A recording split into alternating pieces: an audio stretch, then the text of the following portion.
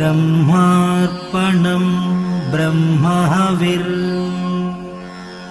ब्रह्मादौ धर्मणाहुतम्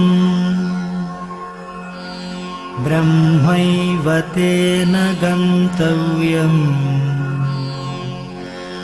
ब्रह्मकर्म समाधिना अहं वैश्वानरो भूत्वा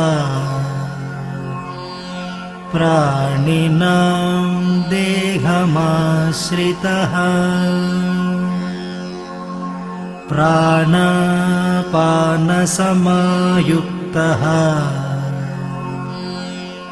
पचामि अन्नं चतुर्विधम् ॐ शान्ति शान्ति शान्तिः।